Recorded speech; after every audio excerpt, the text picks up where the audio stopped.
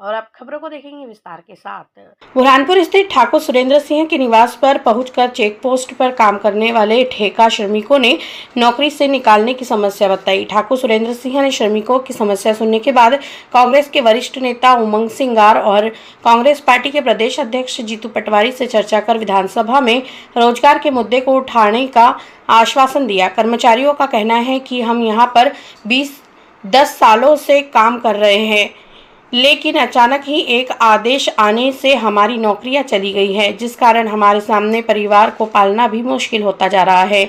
हम बच्चों की स्कूल फीस नहीं भर पा रहे हैं, तो वहीं हमने जो लोन लिया है वह भरना भी हमारे सामने मुश्किल हो गया है। अब हमें ऐसे में सरकार रोजगार दे, इसकी उन्होंने शासन प्रशासन से मांग की है। इस मौके पर बुरहानपुर जिला कार्यवाहक कांग्रेस अध्यक्ष हर्षित ठाकुर, युवा कांग्रेस के पूर्व प्रदेश सचिव देवेश्वर सिंह ठाकुर ने भी कर्मचारियों की समस्या सुनने के बाद कलेक्टर भव्या मित्तल और श्रम अधिकारी से चर्चा कर इसका निराकरण किया जाए, इसकी मांग की है। हम 10-12 साल से आरटीओ बैरियर पर डाटा एंट्री ऑपरेटर का काम करते थे, लेकिन अचानक मध्य प्रदेश सरकार ने यह निर्णय ले लिया कि बॉर्डर बंद कर दिए। अब बॉर्डर तो उन्होंने बंद किए, ठीक है, लेकिन वहाँ एक दूसरा ऑप्शन था। जो लोग डाटा एंट्री का काम करते थे, एक प्राइवेट कंपनी में जॉब करते थे, आज लगभग पूरे मध्य प्रदेश में 19 चेक पोस्ट हैं। 19 चेक पोस्टों से लगभग 5 से 6 हजार जो युवा है वो बेरोजगार हो गए। आज वो उनके पास कोई काम नहीं है। बेरियल बंद होने से पूरे मध्य प्रदेश की बात की जाए तो 5 से 6 हजार जो लड़के हैं वो बेरोजगार हुए हैं पूरे मध्य प्रदेश में। देखिए, बेरियल बंद हुआ है वो अपनी जगह है, ठीक है, समझ में आता है कि आप लोगों ने कोई कारणवश बंद करा होगा, पर ये तरीका गलत है कि रातों रात किसी का भी रोजगार अपन बंद कर दे रहे हैं। आज ये बुरहानपुर में 150 लोग हैं, इन 150 लोगों के घर में 4 लोग होएंगे, 600 लोगों का खाना पीना अपन ने एकदम से बंद कर दिया है। या तो अपन को इनको 3 महीने की कुछ अल्टीमेटम देना था, तनख्वाह देनी थी, या कोई नया रोजगार देना था। रोजगार अपन प्रोवाइड कर नहीं पा रहे हैं। जनता को तो देना ही है आने वाले चुनाव में, इसके साथ साथ अपने आप को भी देना है कि क्या हमने किसी के घर का चूल्हा बंद कराया है कि चालू कराया है। ये सबकी यही शिकायत है कि रातों रात बंद कर दिया गया बिना सूचना दिए। आज पूरे मध्य प्रदेश में 24 जो बैरियर है इस पे 5-6 हजार लोग लगे हुए हैं, 15-15, 10-10 साल से काम कर रहे हैं, जिन्हें जीवन भर आप समझ लीजिए 10 साल किसी कहीं सेवा देना, एक तरह से अपना जीवन दे देना होता है, और बिना किसी को सूचना दिए आपने हटा दिया। ये सरकार युवा जो मोदी गारंटी थी, जो भाजपा की गारंटी थी, आज वो कहीं ना कहीं नाकाम होती हुई दिख रही है। अभी जो भी भैया लोगों को हटाया गया है, इनकी बात हम विपक्ष ठाकुर सुरेंद्र सिंह जी ने विपक्ष के नेता उमंग सिंगार जी को इस बात से अवगत कराया, हमारे अध्यक्ष जी से अवगत कराया। बहुत जल्दी हम इस मुद्दे को विधानसभा में भी उठाएंगे, और अगर ये निकम्मी सरकार गूंगी सरकार नहीं सुनेगी तो इनको कहीं ना कहीं घेरने का काम भी करेंगे। बुरहानपुर के जयस्तंभ चौराहे पर यातायात विभाग ने स्कूल बसों की जांच की। गुरुवार दोपहर 2 बजे जयस्तंभ चौराहे पर यातायात विभाग ने स्कूल बसों की जांच की। प्रभारी अधिकारी इकबाल अली ने जानकारी देते हुए बताया कि स्कूल शुरू हो गई है, ऐसे में आज स्कूल बसों की जांच की गई, जिसमें first aid box, emergency window, license और वाहन के दस्तावेज चेक किए गए।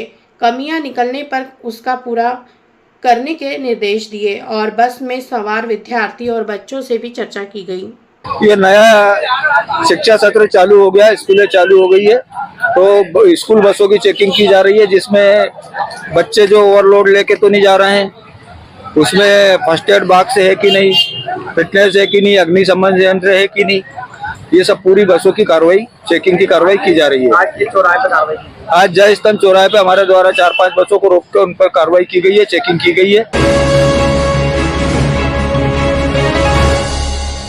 बुरहानपुर के बस स्टैंड क्षेत्र में नगर निगम ने गड्ढे भरने का काम शुरू कर दिया है। अब यहां सोशल मीडिया पर वीडियो वायरल हो रहा है। गुरुवार दोपहर 2 बजे से एक वीडियो सोशल मीडिया पर जमकर वायरल हो रहा है। इस वीडियो में बुधवार की रात 11 बजे नगर निगम द्वारा बस स्टैंड क्षेत्र में रेडीमेड मटेरियल से गड्ढे भरे गए। शहर में गड्ढे होने के कारण लोगों को परेशानियों का सामना करना पड़ रहा था, जिसको लेकर धरना प्रदर्शन और आंदोलन भी हो रहे थे, जिसको लेकर अब गड्ढे भरने का कार्य शुरू हो गया है ताकि हादसों में भी कमी आ जाए।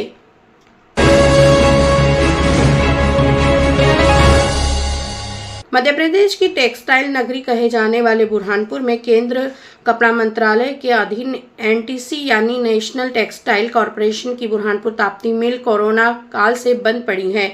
मिल के मुनाफे में होने वाले चलते मिल प्रबंधन द्वारा यहां कार्यरत श्रमिकों को आधा वेतन भुगतान कर रहा है। कोरोना काल समाप्त हुआ, काफी समय बीत गया। कोरोना के समय जो कारखाने बंद हुए सब दोबारा शुरू हो गए, लेकिन बुरहानपुर ताप्ती मिल अब तक शुरू नहीं की गई। यहां काम करने वाले 1000 से अधिक श्रमिकों को मिल शुरू होने का इंतजार है। हालांकि श्रमिकों व कई श्रमिक संगठनों ने मिल को दोबारा शुरू करने के लिए प्रबंधन एवं एनटीसी पर को असर नहीं हुआ। 80वीं लोकसभा के संगठन होने व नई सरकार के नए कपड़ा मंत्री गिरिराज सिंह बनने के बाद सैकड़ों श्रमिकों को अपनी मिल शुरू होने की आस बंधी है। श्रमिकों को यह जानकारी मिली है कि इस मिल को निजी हाथों में दिया जा रहा है, जिसका श्रमिकों ने विरोध किया है। हाल ही में खंडवा के सांसद निर्वाचन हुए ज्ञानेश्वर पाटिल ने केंद्रीय कपड़ा मंत्री गिरिराज सिंह से मुलाकात कर इस मिल के सरकारी या निजी स्तर पर शुरू करने की मांग की। उधर विपक्षी दल कांग्रेस के समर्थित श्रमिक संगठन इझट ने साफ कहा कि जब मिल मुनाफे में है, जिसके चलते मिल प्रबंधन द्वारा श्रमिकों को आधा वेतन दिया जा रहा है, तो इसे किस हाल में निजी हाथों में दिया जा रहा बर्दाश्त नहीं किया जाएगा। कोरोना से मिल बंद है और प्रबंधन मिल चालू नहीं कर रही है, न गवर्नमेंट की तरफ से इसमें तो आगे कार्रवाई नहीं हुई है। क्या क्या परेशानी आ रही है मजदूरों को? मजदूरों को परेशान स्थायी नहीं किया जा रहा है। मेन समस्या ये है कि स्थायी नहीं किया है। यहाँ ये ताप्ती मिल कोरोना काल से बंद पड़ी है। यहाँ कम से कम 800 से 1000 मजदूर काम करते थे। इससे बंद होने से बहुत परेशानी जाती है, आर्थिक स्थिति बहुत खराब हो रही है। देखिए 2014 में जब कांग्रेस की सरकार थी दिल्ली में, तो उस समय माननीय हमारे अरुण यादव जी मंत्री थे, राज्य मंत्री थे। उनके प्रयासों से ताप्ती मिल के नवीनीकरण के लिए 100 करोड़ रुपए का पैकेज दिया गया था और उस 100 करोड़ के पैकेज से सब नई मशीनें लगा के नवीनीकरण करके मिल को वापस चालू किया गया था। तब से मिल लगातार चल रही थी और कम से कम 900 के आसपास यहाँ पे लेबर काम करती है और वो लोग लगातार यहाँ काम करते आ रहे थे। लेकिन जब लॉकडाउन लगा 2020 में, तो 2020 मार्च में लॉकडाउन लगने के बाद मिल को लॉकडाउन के कारण बंद किया गया। बंद पड़ी कपड़ा मिल और वहाँ के मजदूरों के हितों से जुड़े भी कुछ विषय थे, उसको लेकर नए कपड़ा मंत्री से मुलाकात करके उनसे आग्रह किया है कि ये मिल या तो सरकार चलाए या सरकार नहीं चलाए तो कम से कम कोई प्राइवेट कंपनी को देकर चले, ताकि मजदूरों के घर चूल्हे का धुआं निकलते रहे। उन्होंने आश्वस्त किया कि मैं रिपोर्ट मंगाकर इसमें भी गंभीरता से विचार करेंगे। बुरहानपुर के दौलतपुरा में एक महिला ने अज्ञात कारणों के चलते कीटनाशक दवाई का सेवन कर लिया। गुरुवार सुबह 11 बजे दौलतपुरा में एक महिला ने अज्ञात कारणों के चलते कीटनाशक दवाई का सेवन कर लिया। तबीयत बिगड़ने पर परिजन महिला को उपचार के लिए जिला अस्पताल में लेकर पहुंचे। प्राप्त जानकारी के अनुसार दौलतपुरा निवासी शबाना पति शेख शहीद को जिला अस्पताल में भर्ती किया है। डॉक्टरों की टीम उसका उपचार कर रही है। पुलिस ने पीड़ित महिला के बयान दर्ज कर जांच शुरू कर दी है। ये इनकी पहली घरवाली की इनकी साली लगती है, उसने मेरे को बहुत परेशान कर रही है। मेरे घर पे आके मेरे को कहीं पे भी मिलती है वहाँ गाली गलौज करती है, मारती ठोकने की धमकियाँ देती है। और उनकी औरत चली गई तो छोड़ के हम उसको लेने के वास्ते भी गए तो पर वो आती नहीं है और उसकी भाव भी भेजना नहीं चाहती उसको। और ये मेरे को परेशान करती है, मेरे को कोस्ती काटती है, मेरे बच्चों को बोलती है आके घरों पे धमकियाँ देके जाती है। कहाँ रहते आप लोग? मासूम बाबा दौलतपुरा, वार्ड नंबर 8। तो क्या चीज़ खाई आपने? मैंने चूहे मारने की दवा खाई, उसी के कारण खा ली? हाँ, बहुत परेशान करके रखी थी उसने मेरे को।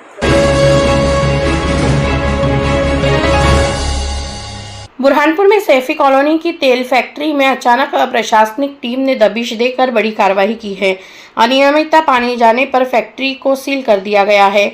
बुरहानपुर के गणपति थाना क्षेत्र के सैफी नगर की सईदा कॉरपोरेशन तेल फैक्ट्री का खाद्य विभाग, नापतोल विभाग और राजस्व विभाग ने संयुक्त रूप से बड़ी कार्रवाई की है। यहाँ पर मोम से तेल तैयार किया जा रहा था। फैक्ट्री संचालक का कहना है कि ये तेल खाने के लिए नहीं बल्कि फैक्ट्रियों में उपयोग किया जा रहा है।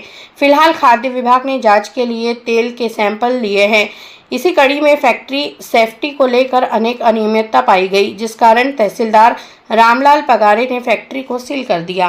का नाम है सईदा कॉरपोरेशन, ये मेरी मम्मी के नाम से है और ये पीएमजीपी योजना के अंदर पास अंतर्गत हुई हुई है और सारी मशीनें उसके अंतर्गत हुई हुई है और ये वेस्टेज ऑयल का काम है। कब से आप कर रहे हैं? ये एक 6-8 महीना हो गए सर ये काम चालू होने को। तो क्या साल भर होता क्या है यहाँ पर? जो है तो एक गाद होती है, आंध्रा से आती है, उस गाद को अपन है ना रिसाइकिल करके एक रॉ मटेरियल निकालते हैं जो होता है घी के टाइप, जो साबुन में काम आता है। और बाकी जो ऑयल होता है वो क्रूड ऑयल होता है, वो एमजी ऑयल मिल, एसके ऑयल मिल, ये इसमें जाता है। अब वो क्या करते हैं अपने को कुछ नहीं पता। माननीय कलेक्टर महोदय के द्वारा एक दल गठन किया गया था जिसमें फूड सेफ्टी ऑफिसर, मापतोल अधिकारी और फूड ऑफिसर हमको नियुक्त किया गया था एक दल में। और इसी के संबंध में हमारे द्वारा यहाँ पर सईदा फैक्ट्री है, यहाँ पर जांच के लिए हम आए हैं सभी लोग। किस तरीके की फैक्ट्री और किस तरीके के यहाँ आप लोगों ने जांच की? यहाँ पर इस फैक्ट्री में, ये हमीदपुरा में एक फैक्ट्री है, एमागिर्द में आता है ये। तो इनके द्वारा बताया जा रहा है कि एक सनफ्लावर होता है उससे ये घी और तेल निकालने का काम करते हैं, उसी के संबंध में जांच करने आए। सैम्पलिंग मतलब क्या खाने के उपयोग के लिए तेल तैयार करते हैं? ऐसा जो इनके जो प्रोप्राइटर हैं इनका कहना ये पड़ रहा है कि खाने के काम में नहीं आता है।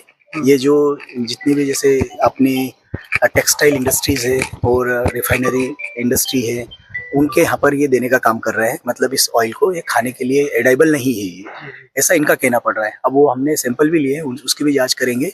और यहाँ पर ये भी पाया गया कि फैक्ट्री पूरी ओपन स्टेज में चल रही है। यहाँ पर ऊपर आप देखेंगे तो हाई टेंशन लाइट भी है और यहाँ पर इनके द्वारा भट्टियां भी चल रही है, जो कि यहाँ पर सेफ्टी मेजर का भी प्रॉपर देखा नहीं जा रहा है। तो उन्हीं सब चीजों को भी हम देख रहे हैं। किस तरीके की कार्रवाई हो सकती है? क्या नेग्लिजेंसी जो पाई जा रही है? नहीं, अभी तो इसको सील कर रहे हैं हम। जी जी। ये काम इनका पूरा रोक कर इनको हिदायत के तौर पर पहले सेफ्टी मेजर्स और ये हाई टेंशन लाइट को भी पूरा क्लियर करें और सैंपल की भी हम जांच करेंगे।